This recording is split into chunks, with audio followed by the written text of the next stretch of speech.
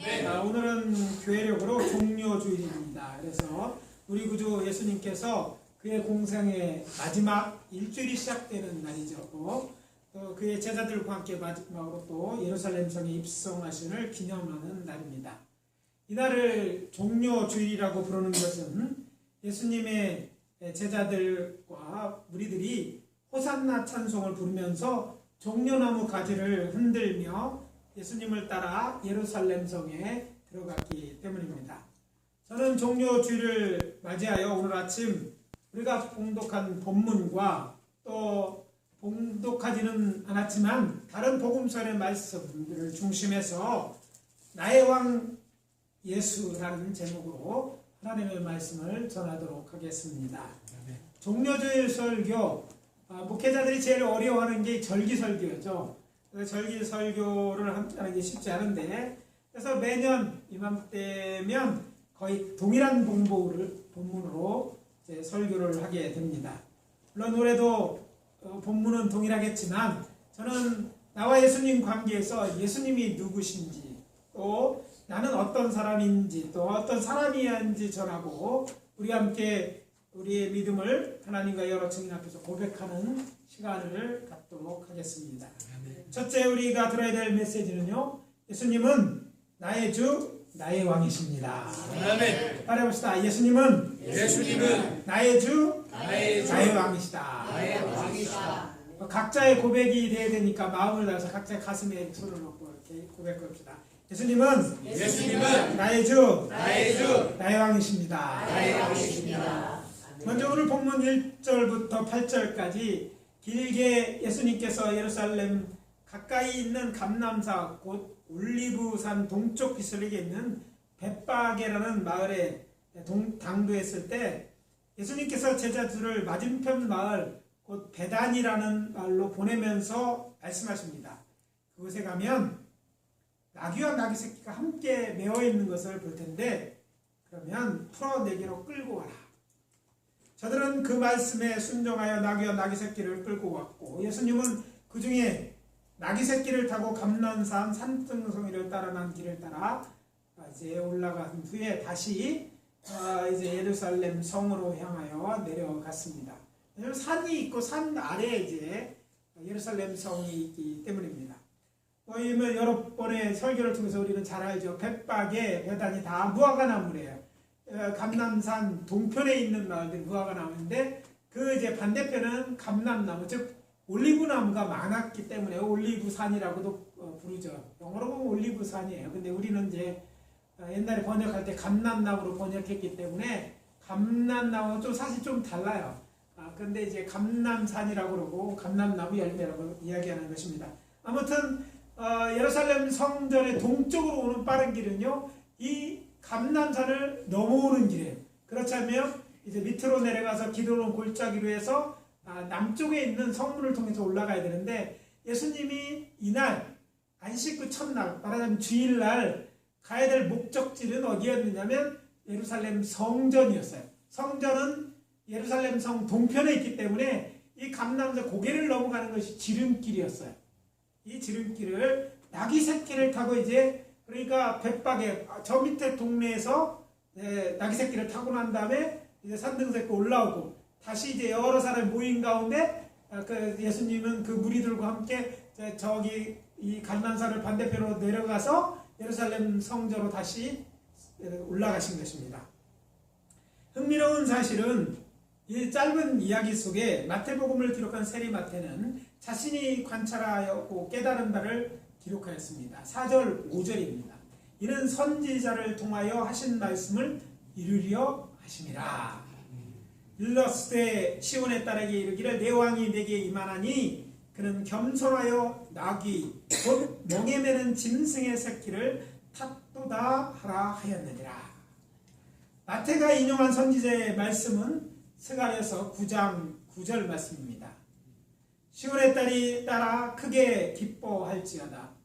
예루살렘에 따라 즐거이 부를지어다. 보라, 내 왕이 내게 임하시나니 그는 공의로우시며 구원을 베푸시며 겸손하여서 나귀를 타시나니 나귀의 작은 것 곧 나귀 새끼니라.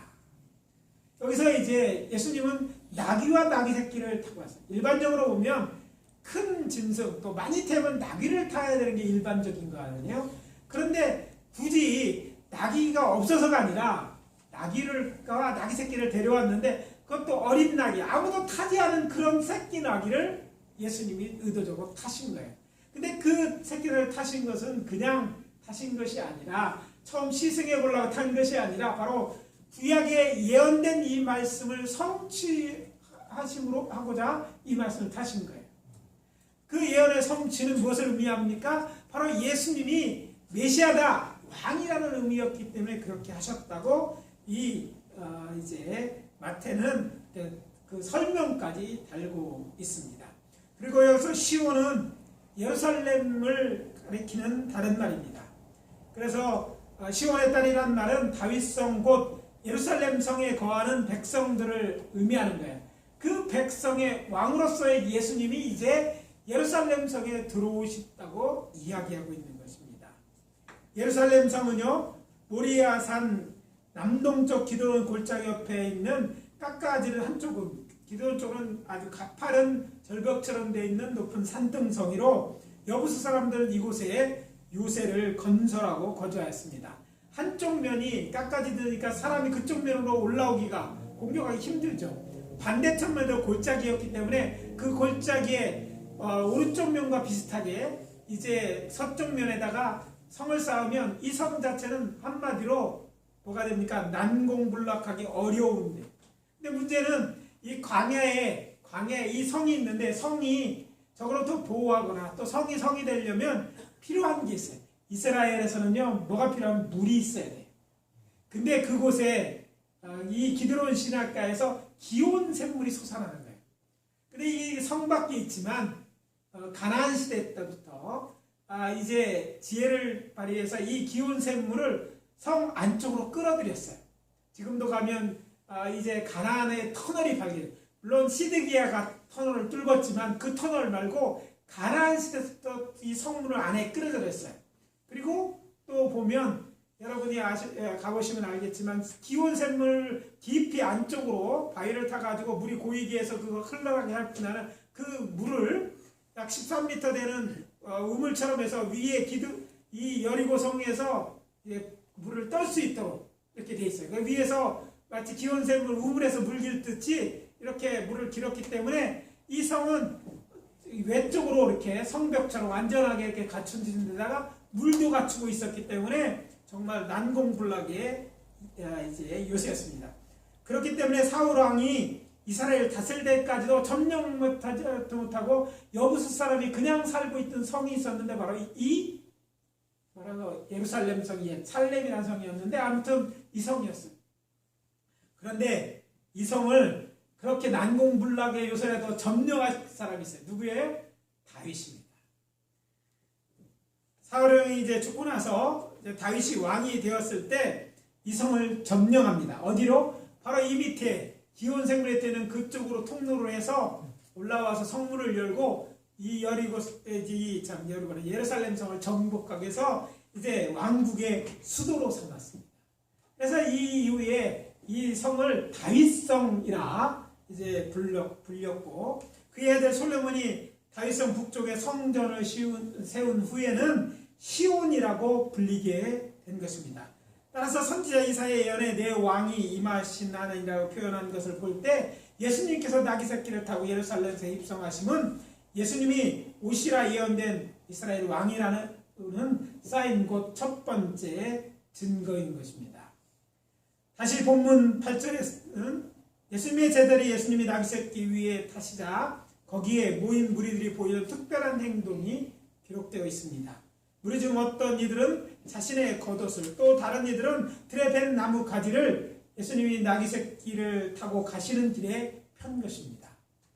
여러분의 겉옷이 얼마나 중요한지 모르겠어요. 남자들이나 더 그런데 이 겉옷을 벗는다. 누구 앞에 벗는데 그걸 벗어서 누가 지나가는데 그 밑에 깔아서 마치 양탄자를 깐다는 것은요. 그 대상이 되는 그 사람, 지나가는 그 사람을 높이는 아주 행동이에요. 근데 아무나에게 그렇게 하는 게 아니라 바로 왕같이 정말 높은 자에게 그렇게 하는 것인데 저들은 자원하는 분은 이렇게 자기 겉옷과 또 나뭇가지를 깐 것이죠. 공강도매에는 그렇게 기록하고 있습니다. 그런데 요한복음은 이때 한 가지를 더해서 종려나무 가지를 가지고 맞으러 나와 외치되 호산나 찬송하리로다. 주의 이름으로 오시는 이 곧 이스라엘의 왕이시여 하더라. 이렇게 돼 있어요.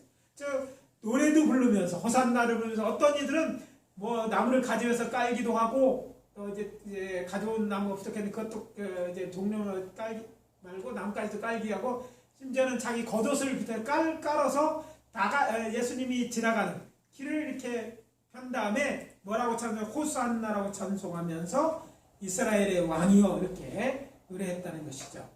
그렇다면 왜 저들은 종려나무 가지를 들고 호산나 찬송을 하면서 예수님의 뒤를 따라 예루살렘 성에 들어간 것일까요?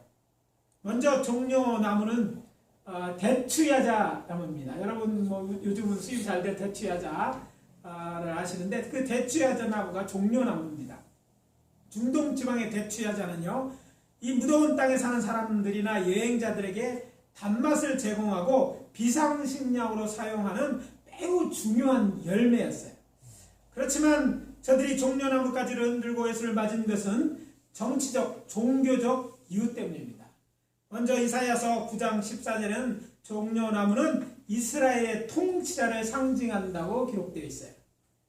그래부터 종려나무는 이스라엘을 대표하는 식물이기도 합니다. 이집트의 투트모스 3세는요, 무깃돌을 중심으로 해서 가나안 땅에 반란을 진압한 후에 이 사건을 카르락 이제 자기 무덤 신전 백화에 남겼는데 이때 가나안 땅을 상징으로 종려나무를 새겼어요. 그리고 이스라엘이 수리아의 지배 아래 있을 때 저들로부터 독립시킨 사람들이 누굽니까? 바로 마카비 일가이죠.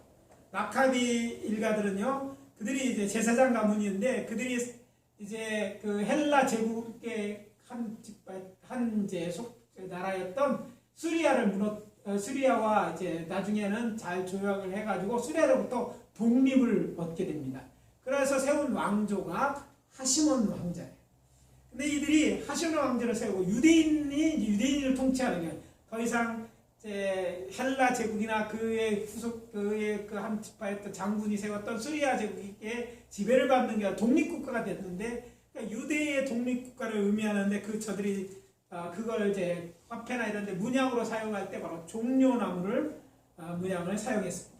따라서 저들이 종려나무 가지를 흔들며 예수님을 뒤따른 것은 예수님께서 오시라 예언된 이스라엘 왕이라는 두 번째 증거입니다. 이거는 딴 사람들 잘 몰랐지만 이스라엘 사람들은 너무나 잘 알고 있는 거예요. 그래서 과거에도 다윗이 그 성전에 건물을 지을 때 건물에 제일 마다 기둥머리가 있어요. 기둥을 세우고 기둥을 돌로 연결할 때 그 머리돌을 세우는데 머리에 문양을 새기는데, 그때 이스라엘을 상징하는 유대 나라를 상징하는 문양이 종려나무 모습으로 되어 있는 그런 것을 세웠어요. 그러니까 유대인들은요, 종려나무를 들고, 종려했다고는 유대 나라를 의미하는 것이고, 나귀 새끼 왕이 온 걸 그것도 노래하면서 찬송하면서 이스라엘 왕이라고 노래를 해서 이게 노래처럼만 들렸지만 이스라엘 사람들 다 아는 바로 이분이 왕인데, 왕이 지금 성에 들어오고 있다, 이런 증거로 이렇게 사용한 것입니다. 또 다시 본문 9절 10절을 읽어드립니다. 앞에서 가고 뒤에서 따라오는 무리가 소리 높여 이르되 호산나 다윗의 자손이여 찬송하리로다. 주의 이름으로 오시는 이여 가장 높은 곳에서 호산나 하더라. 예수께서 예루살렘에 들어가시니 온성이 소동하여 이르되 이는 누구냐 하거늘, 이렇게 이런 말씀이 나오죠. 여기서 두 번이나 반복되는 단어가 있어요. 호산나. 우리는 너무나 잘하는, 호산나 너무나 잘하는 말인데, 이 호산나라는 이 말은요, 아람어예요. 그래서 아람어로 어떤 말이냐면 호수안나라는 뜻입니다. 이 말은 무슨 얘기냐면 원래 이제 우리를 구원하소라는 의미를 담고 있습니다. 호수아, 여수아, 뭐 히읗 발음을 넣어서 호수아지 사실은 이응 발음으로 나눈다는데, 하여튼 이 단어 다음에 그다음에 지금이라는 나라는 헬라어를 합성해서 호산나 이렇게 부른 거예요. 어떻게 보면 호산나는 영어식 이름이에요. 그래서 이제 히읗 발음을 사실 유대인들은 하지 않아요. 근데 이제 아람어이기도 하고 또 해서 호산나는 우리를 구원하십시오 해달라는, 언제 구원하? 지금 구원해달라는 거예요. 근데 지금 우리를 구원해달라고 누구한테 지금 찬송가에 나오는 걸 인용하고 있지만 누구에 대한 바로 지금 오시는 구원자 왕으로 해야 돼. 왜 예언될 때 그는 구원자라고 표현되어 있기 때문에 우리를 구원해달라고 이렇게 부르는 것이었습니다. 그래서 또 여기 다윗의 자손이라고 말한 것은 다윗의 왕가에 속한, 다윗 왕의 가문에 있는 사람들, 왕을 의미할 때 다윗의 자손이라고 말했거든요. 그러니까 왕이라는 말을 지금 하고 있는 것입니다. 이사야서 60장에서부터 62장까지를 읽어보면 이사야는 여호와의 영 곧 성령의 기름 부음을 받아 아름다운 구원의 기쁜 소식을 전파합니다. 장차 여호와께서 예루살렘을 구원하시고 공의로 세상을 다스릴 왕 메시아를 보낼 것이니 너희는 준비하라. 그가 예루살렘에서 입성할 때 성문에 나가 그를 맞으라고 말하는 것이죠. 이사야서 62장 10절 11절 말씀입니다. 성문으로 나아가라 나아가라. 백성이 올 길을 닦으라. 큰 길을 수축하고 수축하라. 돌을 제하라. 만민을 위하여 기치를 들라. 기치는 깃발을 들려는 거예요. 여호와께서 땅끝까지 선포하시되 너희는 딸 시온에게 이르되 보라 내 구원이 이르렀느니라. 보라 상급이 그에게 있고 보응이 그 앞에 있느니라 하였느니라. 따라서 오늘 본문은 이 말씀이 구체적으로 성취되었다는 것을 알리는 말씀이시죠. 지금 저들은 예수를 메시아 곧 자신의 왕으로 외치고 있는 것입니다. 두 구절밖에 되지 않는 본문이지만 이 성경 구절은요, 세상 모든 사람들이 반드시 알아야 되는 매우 중요한 한 가지 역사적 사실을 알려주고 있습니다.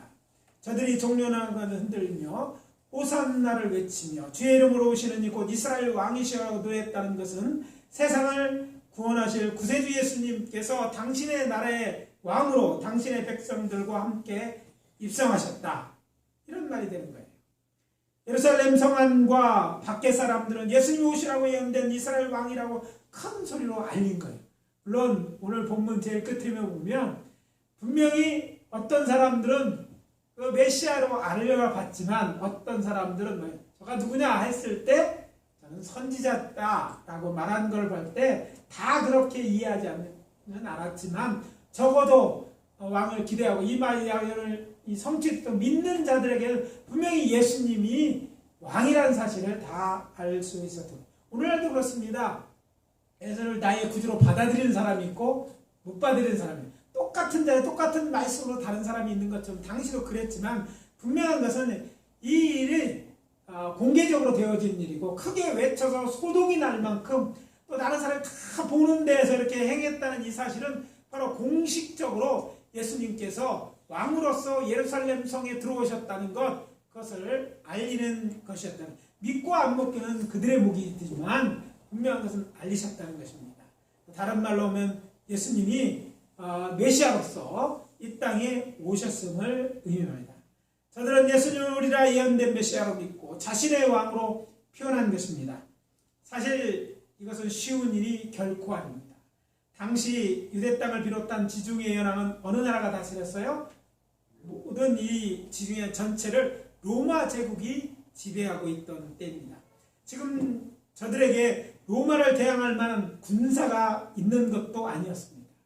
게다가 당시 제사장이나 율법학자 그리고 바리새인 같은 이스라엘을 대표하는 지도자들이나 그 외 열심당원을 대표하는 지지를 약속받은 것도 아니고, 그렇다고 해서 모든 유대인들의 예수를 따를 것이라고 확신할 수도 없는 상황인데 사람들이 그를 따르면서 이렇게 놀이하고 행진하며 들어갔다는 거예요. 이 얘기는 무슨 얘기냐면 목숨 걸고 한 거예요. 반역이었습니다. 로마가 인정하지 않는 왕이 우리의 왕이라고 인정하고 노래 부르면서 이런 행동을 한 거예요. 당시 예루살렘 성 같은 도시에 또 거주하는 유대인들 중에서도 사실은 헬레니즘 문화에 물든 사람들이 있었어요.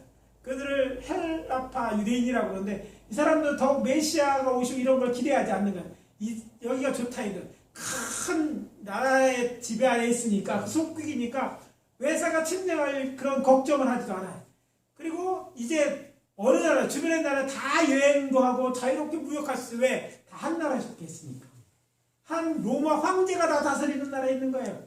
그러니까 장사하고 모든 면에 보았을 때 전에는 애굽을 걱정하고 아니면 저기 아수르가 있거나 바벨론이 있던 그날 검대는 그 나라도 다 로마 제국 아래에 있었으니까 뭐 이 나라에 있는 게 좋은 거예요. 게다가 문화가 전혀 다른 유대 문화라는 좀 어떻게 보면 전통적이고 좀 답답합니다.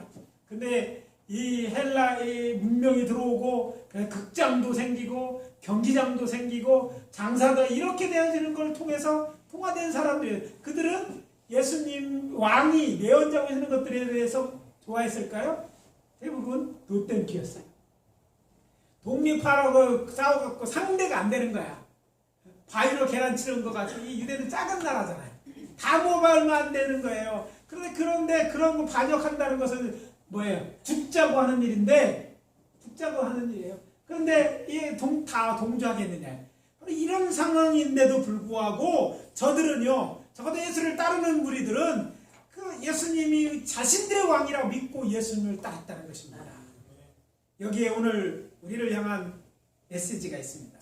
지금 하나님께 아니 예수님께서 당신에게 이렇게 질문한다면 뭐라 대답하시겠습니까? 너는 예수를 너희 왕으로 믿느냐? 정말입니까? 아멘. 너희도 저 시몬 베드로가 헤롯 빌립의 왕궁이 있고 뒤에는 이방 신전들이 있었는 이 바니아셈 앞에서 베드로처럼 고백할 수 있느냐 하는 것이죠. 그때 베드로는 거기서 뭐라고 고백합니까? 주는 그리스도시 살아계신 하나님의 아들이십니다. 저 왕 같아는 진짜 유대인의 왕입니다.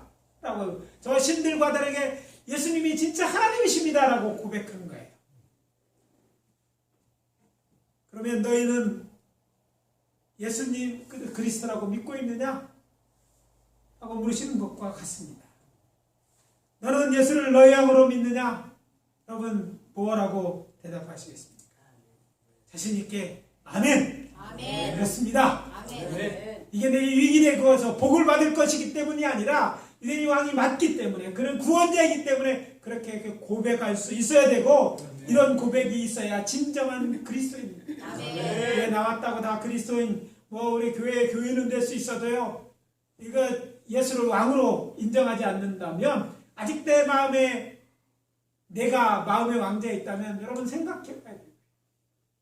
이번 부활절 예수님이 정말 우리의 구속이 더 잘 드러난 이 절기를 통해서 우리는요 다시 한번 우리의 신앙을 예수님이 나의 왕이고 나의 주 하나님이고 나의 구주라는 사실을 고백해야 될 줄 믿습니다. 아멘.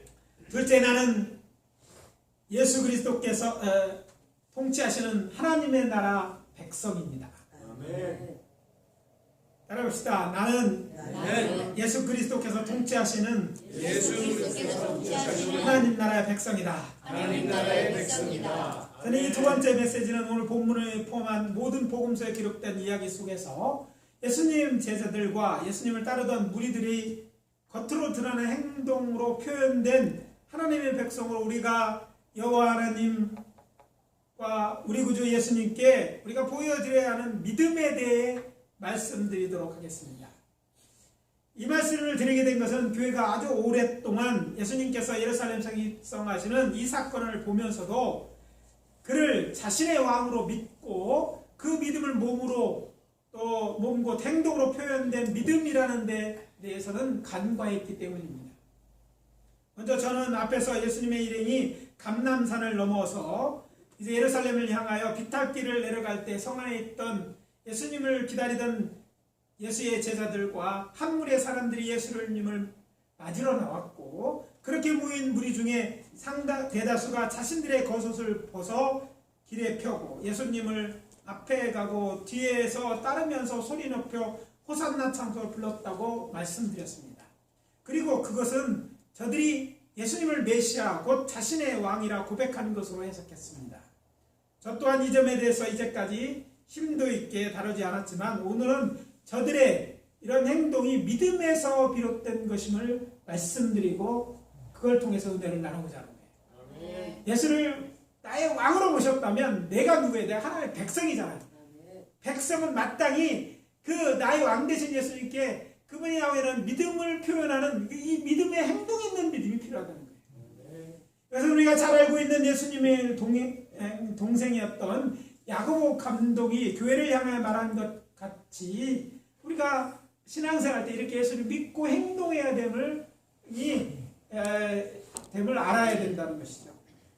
뭐라고 얘기합니까? 우리가 잘 아는 야고보서 2장 17절 말씀입니다.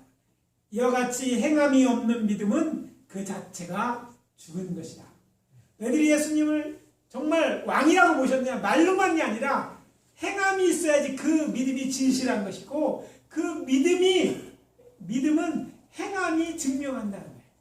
그러면 저들에게 믿음이 있다는 것 우리는 어떻게 알아야? 그들의 행위를 통해서 알고 있다는 거예요.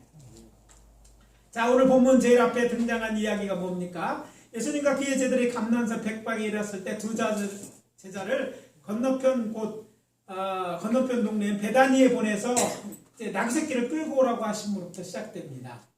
그러자 두 제자는 예수님의 말씀하신 대로, 아니 본문 6절에 기록되어 있는 대로 말하면 뭐라고 되어 있냐면 예수께서 명하신 대로라고 기록되어 있어요. 그러니까 명령하는 것으로 기록되어 있어요. 또 베다니에 또 저들이 이 명령을 듣고 가서 보니까 예수님 말씀하신 것은 메인 나귀와 나귀새끼 함께 있는 것을 보고 그것을 끌고 옵니다. 자, 가만히 생각해 보세요. 오늘날 보면 이거요, 도둑질한 거예요. 그죠? 주인도 모르게 나귀와 나귀새끼를 끌고 오는 일이었어요. 당시도 이건 집 문 앞에 있었다고 했어요. 그러면 정상적인 건 어떻게 문을 두드리고 가서 주인입니다. 우리 주인님이 쓰시겠다고 저 말 좀 빌려주실게요. 뭐 이렇게 이렇게 해야 될 것 같은데 그냥 강권적으로 뭐 집행하는 것처럼 행동하는 거예요. 마침 그것을 보고 있던 사람이 이제 이야기한 내용이 있잖아요.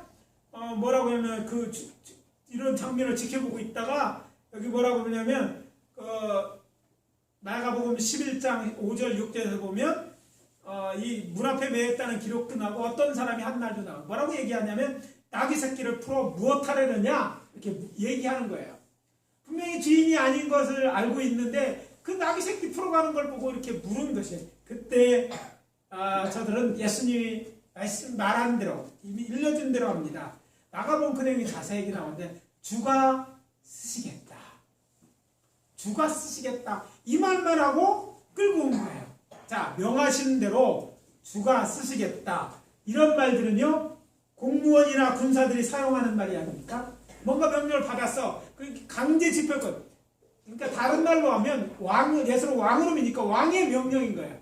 그리고 왕의 명령을 가서 의사를 구하는 거예요. 이거 빌려줄게요. 뭐 돈을 얼마 이런 게 없는 거예요. 가서 주가 쓰시겠다고 그냥 가져온 거라니까요. 그리고 그가 명령을 받았을 때도 명하신 일, 명령을 받아서 가서 이렇게 했다는 표현을 사용하고 있어요. 즉 예수님이 이 두 제자는요 지금 왕의 명령을 수행하는 것으로 기록되어 있다는 거예요. 아니 그렇게 수행함으로써 저들이 예수를 누구로 왕으로 인정하기 때문에 그의 믿음을 행동으로 표현했다는 거예요. 두 번째, 저들은 자원하여서 자신들의 겉옷을 나귀 새끼의 등에 안장처럼 얹거나 예수님이 지나가실 길바닥에 깔았습니다. 이 일 또한 예수님 앞에서 얘기한 것처럼 예수님을 메시아고 생각하지 않으면 할 수 없는 일이었어요. 겉옷이 무엇입니까? 당시에도 겉옷은 중요했어요. 자기도 했고 한 벌밖에 없는 사람이 대부분 단벌 신사했어요. 빈대떡 신사들은 아니지만 그런데 그 곧 귀하게 자기 입고 필요하다면 덮고 대다는 그거를 길바닥에 까는 거예요. 여러분은 왜 이걸 여러분의 겉을 길바닥에 빨으러 가면 미쳤다고 생각하고 하지도 않을 거예요. 그런데 그 당시에는 그를 왕으로 생각하니까 가능했다. 새 왕이 임하는데 자기가 드릴 게 없어. 근데 자기가 그의 왕을 충성에 대한 표시를 할 수 있는 일이 뭐예요?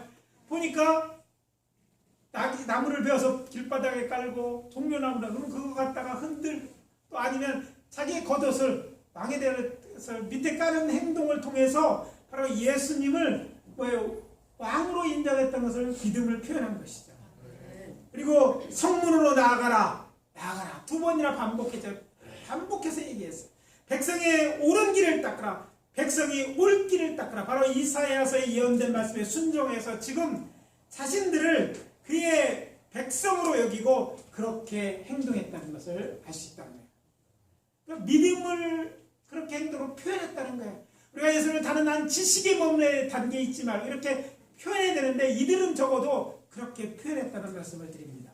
그리고 마지막으로 요한복음 12장 13절 종려 가지를 가지고 맞으러 나가 맺혔다고 기록하고 있는데 예루살렘 성은 종려나무가 자라는 것이 아닙니다. 놀라울게요. 이게 사복음서에 다 나오는 얘기가 많지 않은데 사복음서에 다 나오는데 다른 공관복음, 세복음서, 마태마가 누가는 그걸 기록하지 않는데 요한은 종려나무 가지를 가지고 흔들었다고 쓰고 있어요. 근데 요한은 누굽니까? 요한은 누구를 통해 들은 사람이 아니라 그때 뭐예요? 예수님과 함께 제자와 동행했던 사람이 동행한 사람들이 너무나 잘 알고 그리고 아는 것처럼 복음서의 공관복음의 두 제자는요 예수님의 속제자들이에요. 직접 만난 사람들이 아니에요. 제자의 제자들이 쓴 거라고요. 근데 직접 했던 마태와 요한인데 요한은 마태복음에 놓쳤던 그 얘기를 기록하고서 이걸 써놓는 거예요. 종려나무를 가지고 받았는데 앞에서 말씀드린 것처럼 종려나무가 어디는 예루살렘 성에는 안 자란다는 거예요. 종려나무는요 대체는 아무데나 자라는 여건이 맞아야 되는데 산 등서는 그쪽에 샘 하나로 나는 거 샘도 이 기둥 곡작에 나서 종려나무가 자라는 것이 아니라는 거예요. 그런데 저들이 종려나무 가지를 흔들었어요. 그러면 어디서 누가 가지고 온 것일까요? 눈치챈 분이 있어요. 예수님의 제자들이 지금 어디서 옵니까? 여리고에서 온 거예요. 근데 여리고성 어떠냐면 종려나무 성읍이라고 불리는 곳이에요. 여리고는요 해발이 아니라 해저 258m 고도에 있는 거예요. 그러니까 바다 해수면보다 258m 낮은 곳에 있었고 그곳에는 종려나무가 자라는 샘이 있었고 정말 잘 자란 그런 성읍이에요.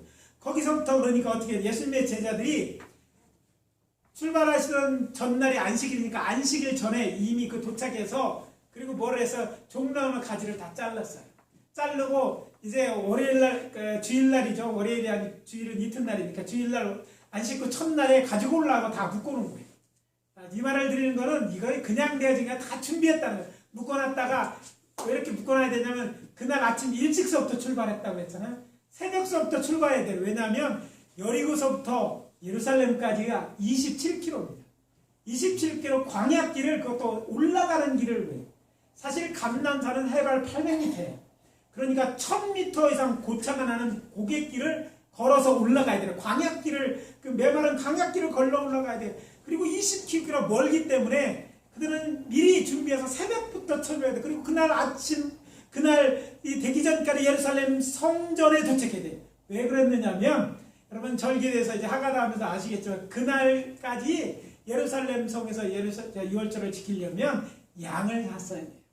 성경에 기록되어 있지는 않아요. 그러나 유대 문화를 볼 때는 양을 그날까지 사야지만 그 다음날부터 양을 검사를 받아야 돼 또. 그러니까 그날까지 사야 돼서 안식 적어도 늦게 가더라도 주일날까지는 가야 돼. 주일날이 뭐냐면 안식구 첫날이니까 첫날까지 올라가야지 유월절을 예루살렘 성에서 그들이 알고 있는 법규대로 다 지킬 수 있는 것이. 그래서 이거를 해갖고 올라왔는데 이걸 매가지고 올라오는 게 쉽겠어요. 혼자 걸어 27일 등산 가는 것도 어려운데 종려나무 가지를 다 메고 온 거예요. 어디에 쓰는지 성경에 그런 걸 물었다는 기록도 없어요. 근데 제자들이 가에서 흔들었다는 것은 그것이 분명한 사실이기 때문에 왜 이런 일을 했을까? 바로 이럴 때 흔들면서 예수가 왕인 걸 나타나기 위해서 준비해 갖고 온 거예요. 이 모든 행함이 바로 예수는 나의 왕으로 믿고 있는 확실한 증거였다는 거예요. 예수를 왕으로 믿었기에 백성들의 이런 행함들이 분명하다는 거예요. 그래서 말씀드립니다. 예수님을 나의 주 나의 하나님으로 믿으십니까? 네. 나의 주로 믿는다는 말은 예수님을 메시아고 나의 왕으로 믿는다는 말입니다. 그런 의미를 알고 그렇게 고백했다면 하나님의 백성으로서 우리는요 우리 왕 되신 예수님의 말씀을 엄영으로 여기고 예수님의 제자들처럼 그 말에 순종해야 할 것입니다. 아멘. 계명을 지키라 하셨으니 변명하지 말고 계명을 지키십시오. 아멘. 복음을 전하라 하였으니 이런대로 안 된다 말하지 말고 복음을 전해야 합니다. 아멘. 서로 사랑하라 하셨으니 어떤 마음 상하는 일이 있다 할지라도 우리 서로 사랑합시다. 아멘. 이제 오늘 말씀 마무리합니다. 예수님은 나의 주, 나의 왕이십니다. 아멘. 나는 예수 그리스도께서 통치하는 하나님의 나라의 백성입니다. 이게 우리의 아멘. 정체성이에요. 그러므로 예수님이 나의 왕이심을 잊지 말고 그분의 말씀에 순종하며 살아가시기를 예수 그리스도의 이름으로 축복합니다. 아멘. 같이 기도합니다. 아버지 하나님 주의 은혜와 사랑을 감사합니다. 오늘 나의 왕 나의 예수 이 제목을 통해서 예수님이 우리의 왕된 것을 확인하시고 또 우리가 하나님의 백성들을 확인케 하시고 또 우리가 어떻게 해야 되는지 알게 하시니 감사합니다. 아멘. 이제 예수님이 아버지 우리를 구원하시기 위해서 십자가를 들어 마지막 예루살렘 성에 오르신 이 일을 통해서 주시는 메시지를 우리의 마음에 새기고 예수의 힘을 우리의 왕으로 온전히 믿고 또 따르는 저희들 되게 도와 주시옵소서. 아멘. 이제 말이 아니라 생각하고 또 그 믿음을 통해서 우리의 믿음을 보이는 그래서 예수의 왕되심을 세상에 나타내는 저희들 되게 도와 주시옵소서. 아멘. 예수 그리스도 이름으로 기도합니다. 아멘. 아멘.